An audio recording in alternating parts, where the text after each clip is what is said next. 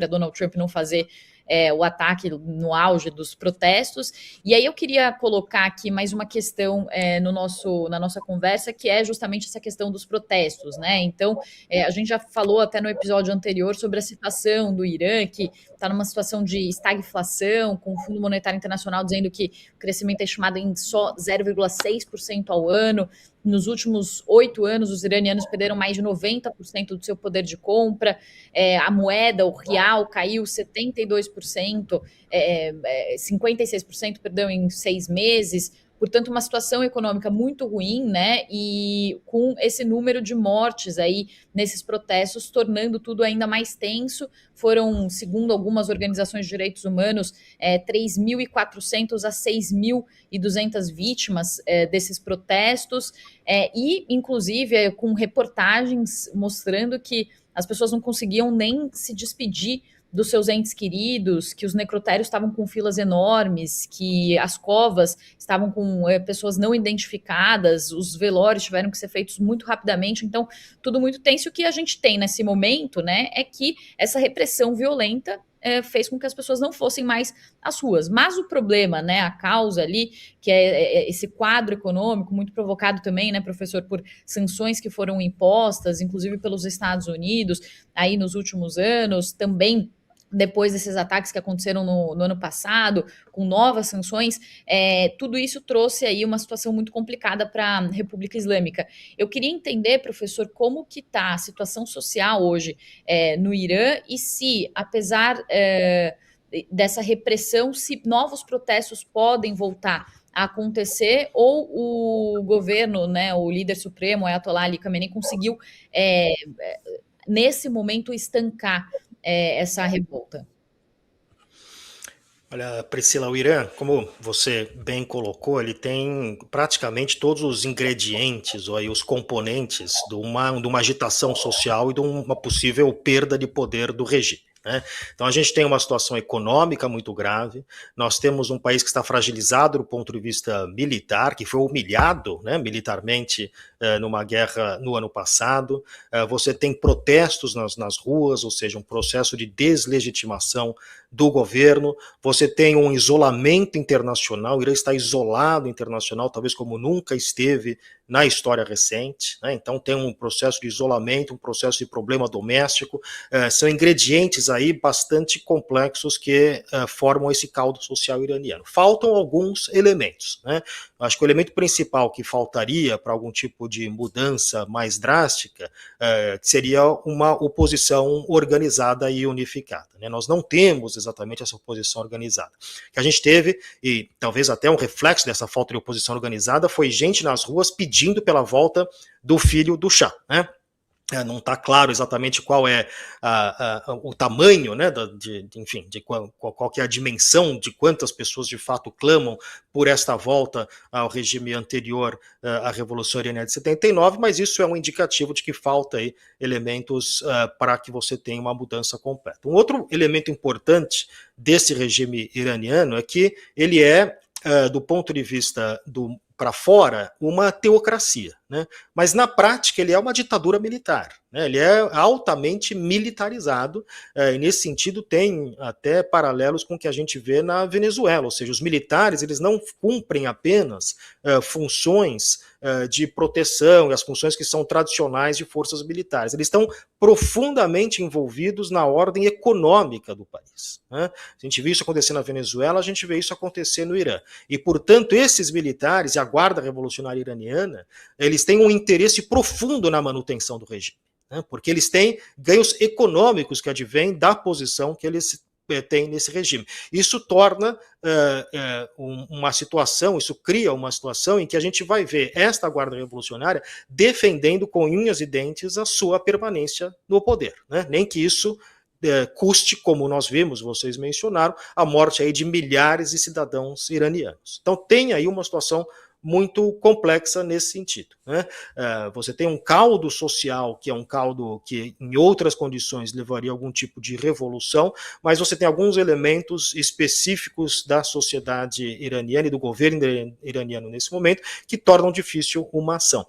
Nesse sentido é muito interessante que o Donald Trump tem comparado a Venezuela com o Irã, porque se ele faz algum tipo de operação, que seria, aliás, muito mais complicado, né, se ele quer pegar o Ayatollah como ele pegou o Maduro, não há comparação com as dificuldades que ele sofreria, ainda que a vantagem nesse caso seria que a gente sabe que as forças iranianas estão muito fragilizadas desde a guerra do ano passado, né, principalmente as defesas aéreas, etc., o que traria aí uma relativa facilidade para os Estados Unidos, mas ainda assim não seria fácil. Mas você retirar o Ayatollah, por exemplo, assim como você retirar o Maduro, porque justamente os militares e o regime está tão engrenhado no sistema, na sociedade, na economia, isso não muda o regime. Né? Você mantém o regime com outros líderes. Então é esse tipo de ação militar barata que o Donald Trump quer, ou seja, essa ação pontual que você vai, faz uma ação e volta para casa, você não tem tropas no solo, né, boots on the ground, como dizem os americanos, isso é muito difícil de você manter o controle e você promover mudanças relevantes nesse sentido. Né?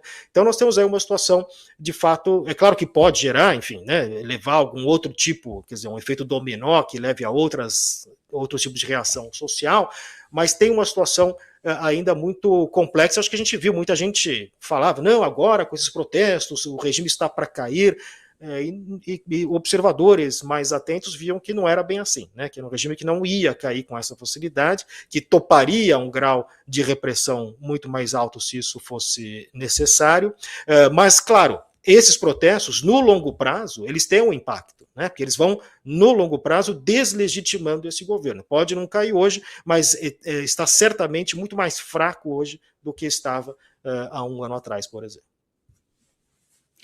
Lori, em 53, os Estados Unidos arquitetaram um golpe no Irã, junto com, né, unindo a CIA e também o MI6, né, a inteligência britânica.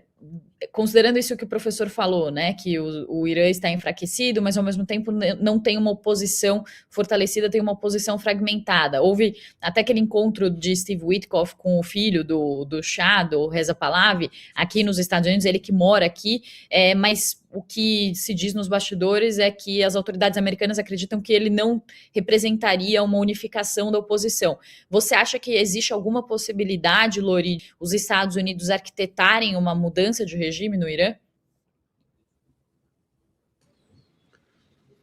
Esse é um dos primeiros temas que o Vali Nasser trata nesse livro, porque a própria a República Islâmica criou um mito de que foram os Estados Unidos e o Reino Unido que derrubaram o governo do Mossadegh, que era um primeiro-ministro democraticamente eleito, porque ele tinha rompido ali os acordos de petróleo com o Reino Unido e tal. De fato, houve uma tentativa, só que a CIA investiu $60 mil nessa tentativa.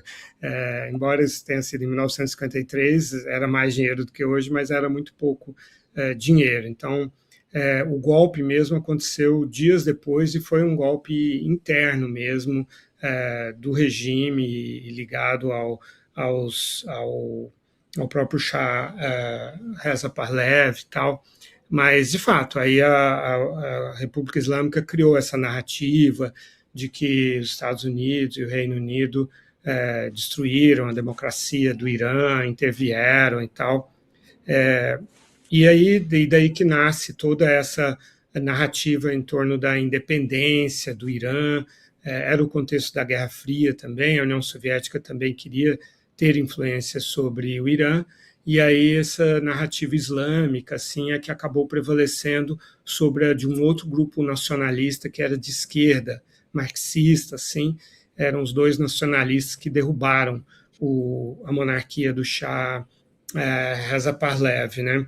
Eu tenho muitos contatos no Irã, eu estive 4 vezes no Irã fazendo reportagens e tenho falado com fontes lá no Irã, e alguns dessas minhas fontes se tornaram monarquistas mesmo.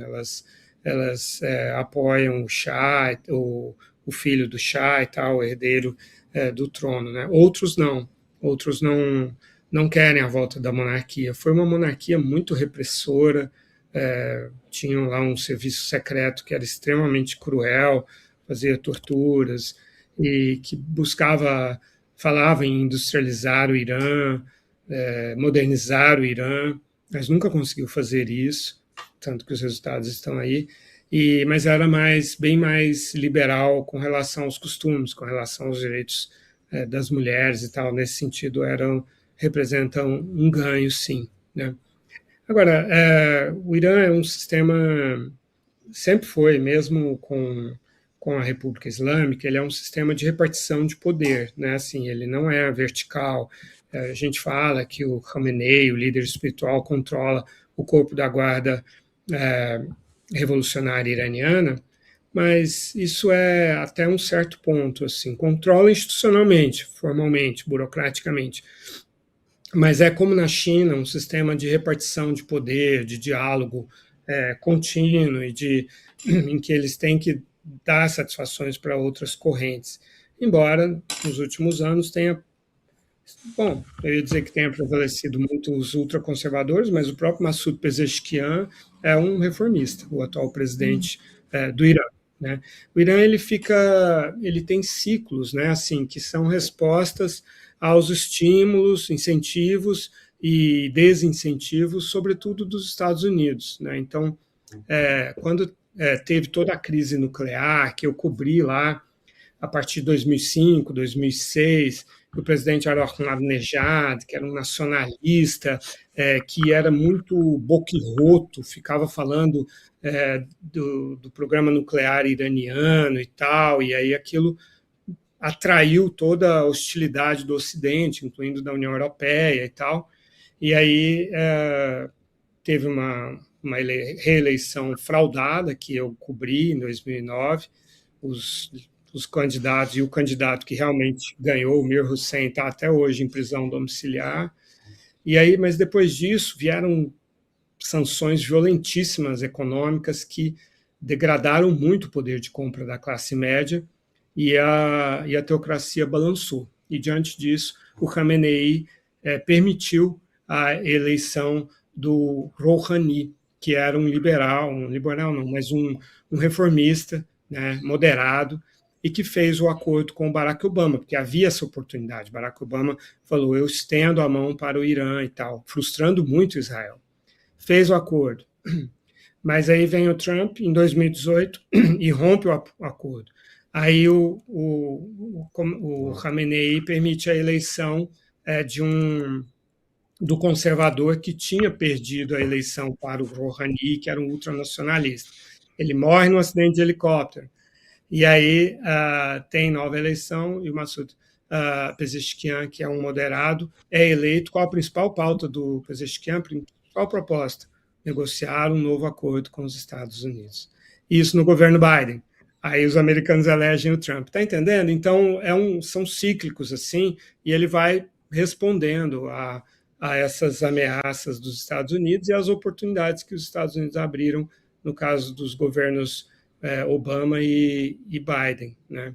Então, acho assim, uma das hipóteses agora é que os Estados Unidos ataquem todo o sistema repressivo, né?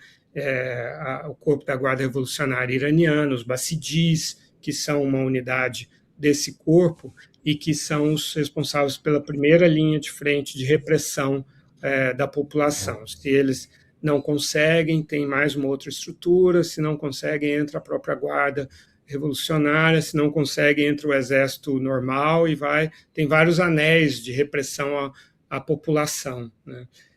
Então, acabar com esse aparato repressivo, ou reduzi-lo fortemente, para incentivar os iranianos a protestarem, a derrubarem o regime e decapitar o regime. Os Estados Unidos sabem onde está Khamenei, não importa em qual bunker ele está, os Estados Unidos sabem onde ele está, e uma possibilidade é essa, decapitá-lo juntamente com o comandante da guarda, todos os chefes aí do regime. Uhum. Interessante, né, Lori, que você falou das suas fontes, né, que já começam a aderir aos monarquistas, que não têm, né, uma popularidade assim, mas talvez a situação esteja tão dramática ali para eles que eles se atêm, né, a qualquer tipo de possibilidade de alternância de poder. Professor, a gente tem pouco